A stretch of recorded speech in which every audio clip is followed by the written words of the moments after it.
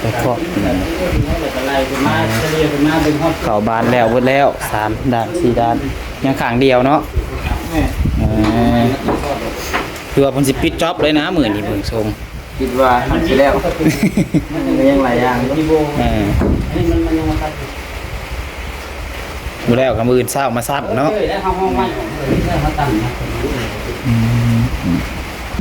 หมดงานแล้วน้อยซื้อกันบ่ยุ่ง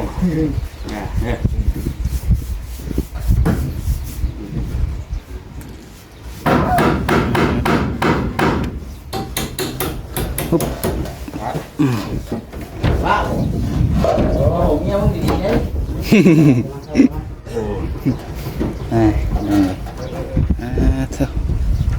เรียบร้อยประตูใหญ่กันเนาะขับปันยังแต่พอคันใดบ้านนี้พี่น้องเลย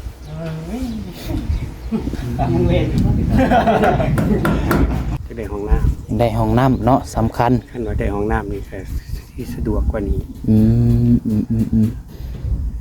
เอ้าพี่น้องเนาะก็มีแม่ FC เพิ่นเม่นมาอยู่พี่น้องเนาะว่าเพิ่นอยากชมทบเพิ่นว่าพี่น้องเนาะถ้าว่าเพิ่นเบิ่งคลิปนี้แล้วพี่น้องเนาะถ้าว่าเพิ่นเห็นพี่น้องเอ้ยถ้าว่าเพิ่นอยากชมทบทุนพี่น้องเนาะสร้างห้องน้ำให้ทางไอ้อาจก็ติดต่อมาทางน้องปัดไซเลยพี่น้องเนาะทางเฟซคือว่าทาง LINE คือว่าทางช่อง YouTube ช่องใดก็ได้พี่น้องเนาะที่ว่าเพิ่นไว้เนื้อเชื่อใจให้นะพี่น้องเนาะก็ยินดีพี่น้องเนาะตอนนี้ก็ทางน้องปัดไซนี่ยังบ่ทันมีหยังพี่น้องเนาะถ้าว่า FC เพิ่นอยากชมทบผู้ละเล็กน้อยผู้ละพัน 2,000ก็ยินดีน้อยอาจเนาะตอนนี้ก็เพราะว่าเฮ็ดจังหน่อยพ่อได้เห็นเข้าก็พอแบบ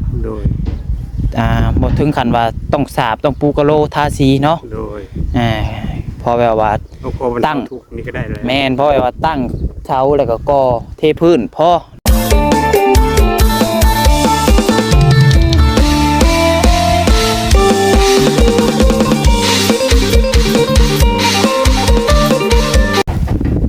เอาพี่น้องเอ้ยเนาะ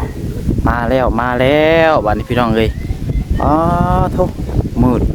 คือมาแล้วบาดนี้คนหยิบหยับมาแล้วพี่น้องบาดนี้เสร็จรถเอาฝนตกเลยบาดนี้พี่น้องเอ้ยกลับเข้ามาอีกรอบแรกเนาะทั้งลมทั้งฝนมาบาดนี้พี่น้องโอ้ทั้งหมดจิตแล่นแล้วบาดนี้ฮะสบายดีน้องโดยสบายดียังไงยันฝนตกรัดทางโอ้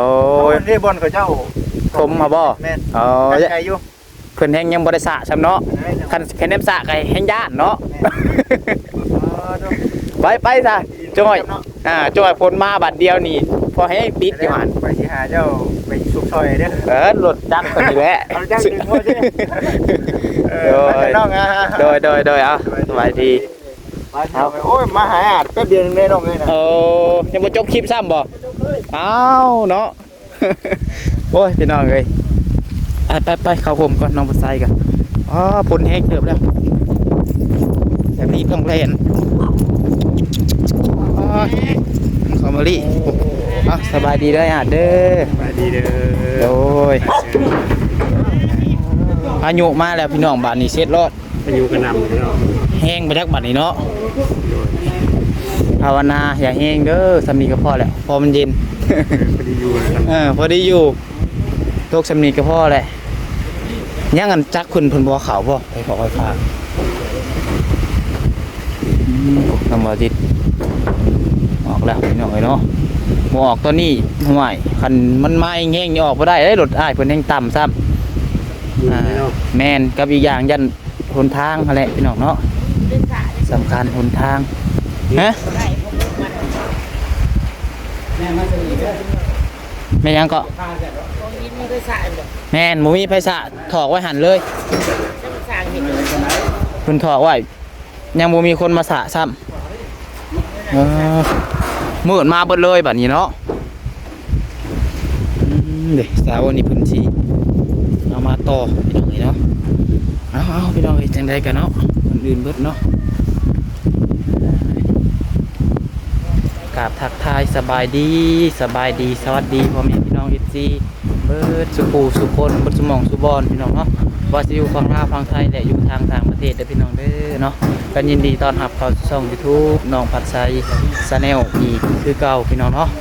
เอาพี่น้องเอ้ยมาต่อกันดีพี่นี่ก็มาพร้อมกับสายฝนเลยใครแต่น้องปลาไส้มาฮอดก่อนพี่น้องเนาะวันนี้มาฮอดเทือนไอ้อาจกับพายุฝนมาเลยพี่น้องเอ้ยเนาะตกยิบไปแล้วนี่พี่น้องเอ้ยเนาะบางเมืองนำกันสิแห้งบ่ตัวแนวใดใครแต่ผู้ดีแอมแล้วเนาะสร้างเพิ่นแอมแล้วเบิดแล้วบอกตัวแนวใดเบิดเอาแล้วบะหลีกกันแล้วบะนี่เนาะทางมันแคบพี่น้องเอ้ยติดแหล่แล้วฮะ บืนเลยโอ้ยเป็นเศษอะไรนะบวิดครับ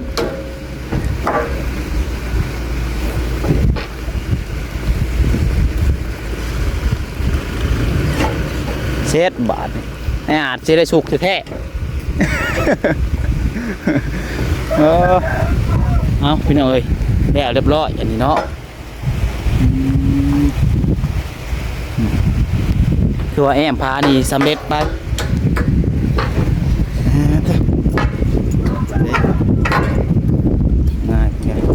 แล้วเราบอกแอมฮะเอาอายุแอมแล้วเลยเนาะ เสานี่แหละเกี่ยวเสายังจะต่อเสาเนี่ยใส่ดีเสาแล้วก็ใส่เทศครับ เราดินเข้ามาบ่คือว่าเทแต่ตีนมันสิ ที่หัดตีนมันก็เพียงเลย เอา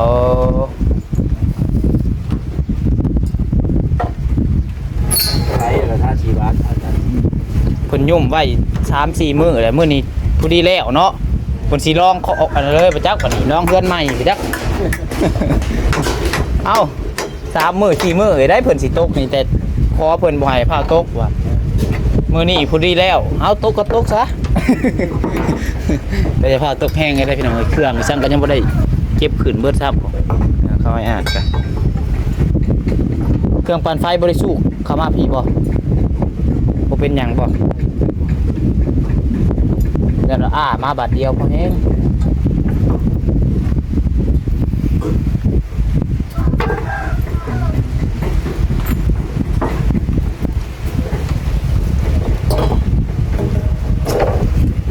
ทางไรยังเกี่ยวบ่ได้อยู่ข้างนอกขอเอี่ยวไป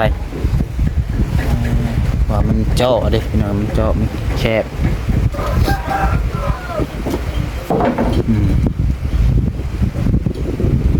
เพิ่นก็บ่ลงไปก่อนเนาะลงไปโบกรถคนหนึ่งลงไปโบกรถก่อนคนหนึ่ง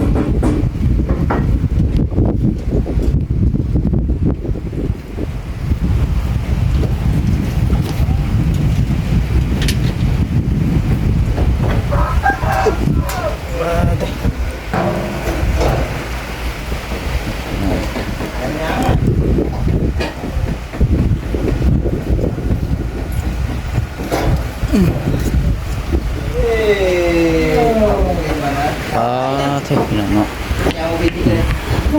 สวัสดีสำเร็จเรียบร้อยได้บ่พอดีเอี่ยวยากเนาะพอดีกระเทิน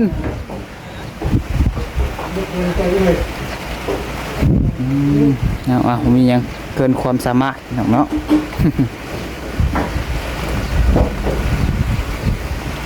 เอาไอ้มาดคือยืนตากฝนน่ะนะเบิ่งรถโอ้ย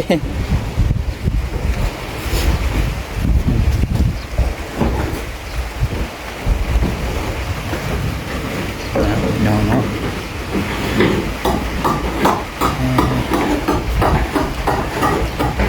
งามบ่พี่น้องเนาะคนเช้าก่อนสิออกไปถ่ายให้เบิ่งครับเด้อปึ๊บ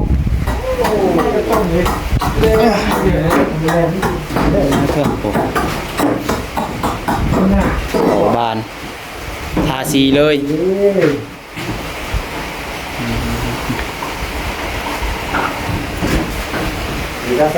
ใส่ลายแกเลย โมเมนซีทาสร้างตี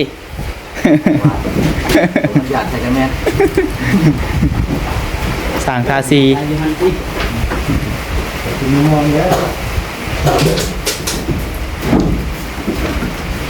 เ พ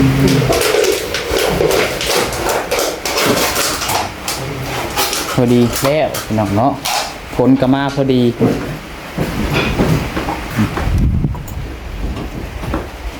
กำลังเข้าบานตัวนี้บานยังยืนบานใหญ่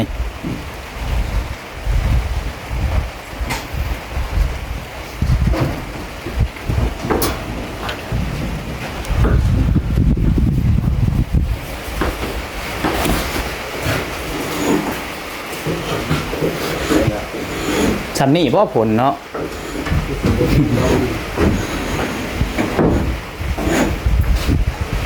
ปีไหม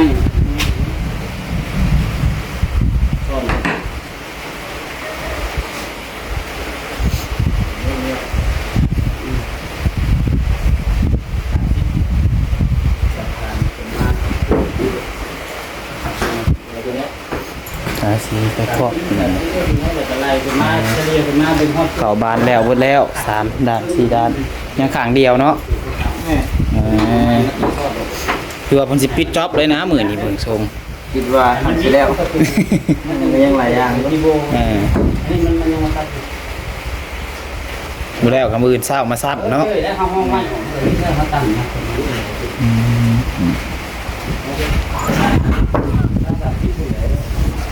ได้แต่กันเอาได้ยาห่างมันห่างกันก็คงยัง ที่ยังอันนี้เขาเอิ้นให้ชื่อว่าไม่ดูบ่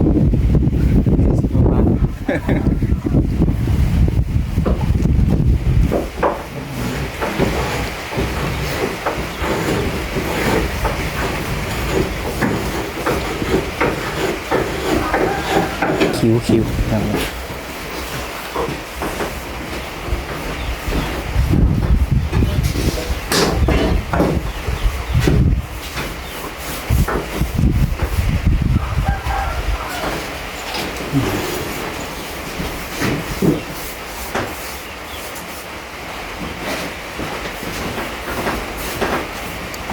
อาจเบิดทุกทางเลยจากบัดนี้เนาะผมรวมเขา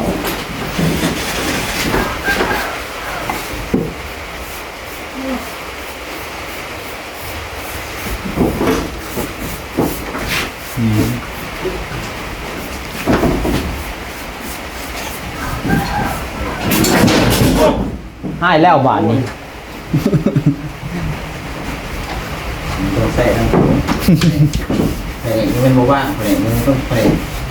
ดูน้ำดูว่าจะดีไหมโอ้โหมันคนสามัคคีกันเนาะคนกันเยอะดิเลยก็ยากน้อยมันชิบว่าสามัคคีไปเชื่อถือซะแล้ว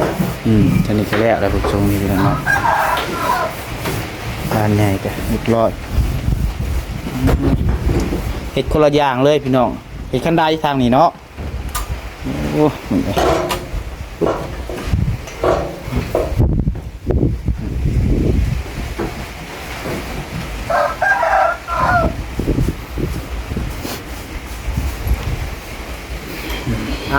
พบกันน้องใส่ขี้ดิ้งคนเดียวได้งานได้พบกัน30เส้นขันมันลูกมันตัวลูกมันหนาเนี่ยเป็ดแล้วเป็ดกันยับลงมาซ้ำหาไม่ยับซ้ำหาแค่กับพอดีเลยเพิ่มอีกสักหนึ่ง ต้องได้ขี้เนาะตามที่เพิ่นอย่างนี้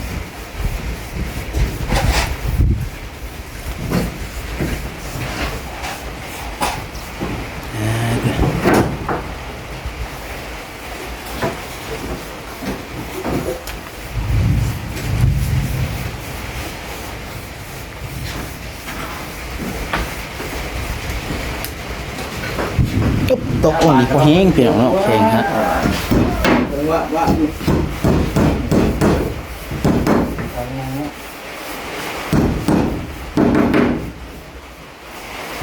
อย่าง2 บานสุดท้ายเอาแล้ว เ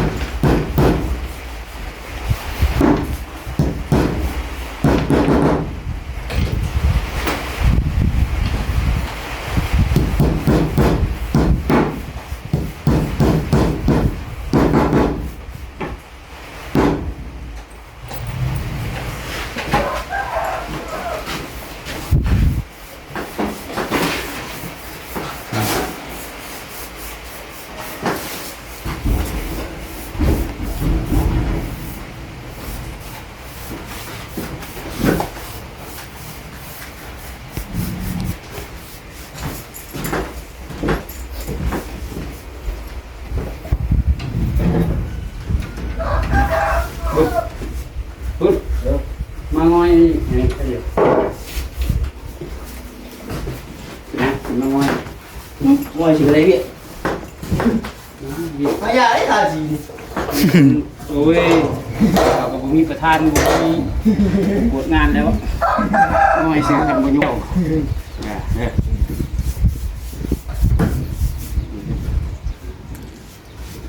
เอานี่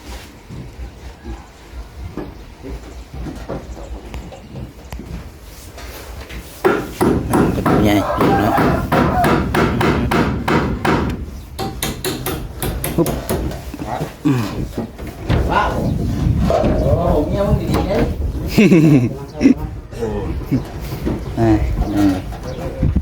เท่าเรียบร้อยประตูใหญ่กันเนาะขับปัญญังยังแต่พอคันไดบ้านนี้พี่น้องเลย มันเวท ลงก่อนมาพี่น้องเนาะลงก่อน ยังไงว่าใจบ่ดี เอาพี่น้องเนาะแน่สะพลกับเศร้าเรียบร้อยเห็นสิว่า ไล่เบาจิตซื้อนะเบิ่งทรงนี่ ครูเบาจิตซื้อนี่ เห็ดให้เราเมื่อเลยเราอยากลดราคาดังเลยนั่งทาสีบาทนี่เนาะทาสีหัวคันไดใส่เสา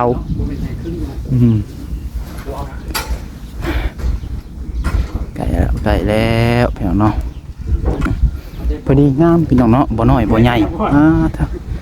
พอดีคักพี่น้องเอ้ยซ้ำคักชมเฮือนเลยหน้ากะงามพี่น้องเนาะเทียงหน้างามบ่เทียงหน้าพี่น้องเอ้ยเอาเป็นเฮือนเลยซะเนาะว่าทั้งเฮือนทั้งเทียงหน้าก็อยู่น้ำนี่พี่น้องเอ้ยเด้เป็นทั้งสี่ด้านเลยพี่น้องเนาะ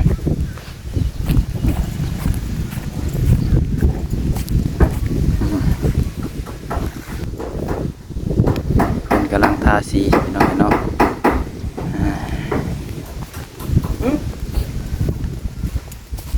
เป็นมือจบที่แมวบาดี้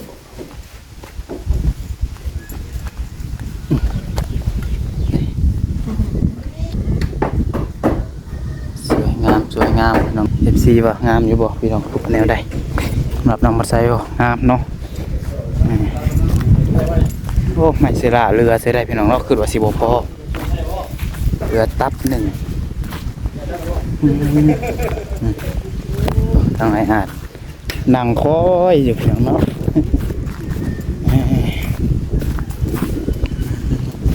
เป็นจังได๋ฮะโดยงามอยู่บ่ งาม งามเนาะ งามหลาย มันหนังแยงอยู่พี่น้อง นางเพิ่นเฮ็ดนี่แหละ ทางเมืองเพิ่นเฮ็ด อันนี้กระตูบมันก็ฮ้อนอยู่บ่ได้ถ้านั่งฟังผมไปผมต่อไปกัน โดยมาทางนอกพอแลสิทายากนี่เนาะอย่ามันเหี่ยใส่ผ้าใส่หยังเนาะต้องได้เศษน้ำพี่น้องเหี่ยได้ดินนี่ทางไอ้เตียงของเราเพิ่นสิเอารถบ่มาดัน เพิ่นว่าให้หาคนมาเกี่ยเพราะว่าเอารถดันก็ดันเข้าไปได้บ่ได้บ่เบิดอย่างตารางเพิ่นก็ยังสิได้ยุ่งเข้ามาอีกยังสิได้กินเข้ามาเอง ก็เลยหาเอาคนมาเขี่ย หาคนเอา โดย โอ้ จ้างคนเป็นจ้างให้ หาจ้างคนมีอยู่บ่แหละแถวนี้นี่ ก็สิถามเพิ่นมาซอยเมื่อคืนนี่แหละ ลองถามเบิ่งสั่นก็นี่แหละที่งานให้น้อง YouTube เฮาคนละเล็กละน้อย แต่ก็สิโดนเนาะ โดย หลายมืออยู่พี่น้องเอ้ยเพราะมันหน่อย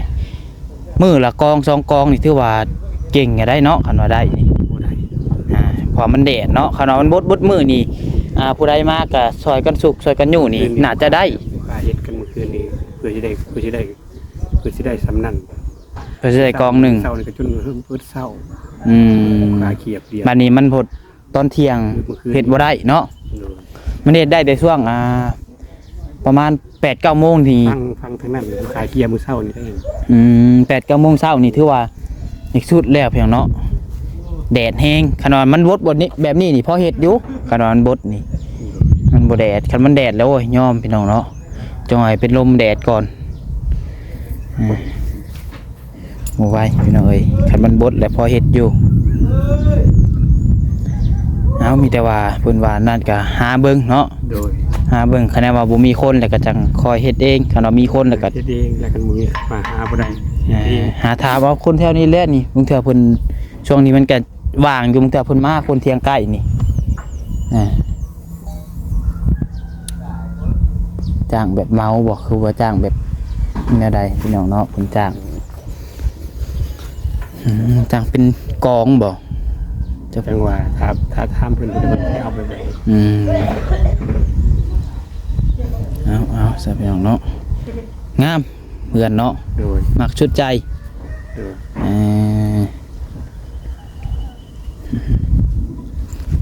ได้สำนีนี่ก็ถือว่าโอเคแล้วเนาะ โอเคแล้วมีที่สุขนอนแล้วก็อยู่ได้แล้ว พอบ่ รูปแบบรูปโอนได้แล้ว ปานนี้ได้หยังบ่นี่ห้องน้ำบ่ จะได้ห้องน้ำ ได้ห้องน้ำเนาะสำคัญ ขั้นว่าได้ห้องน้ำนี่ก็ที่สะดวกกว่านี้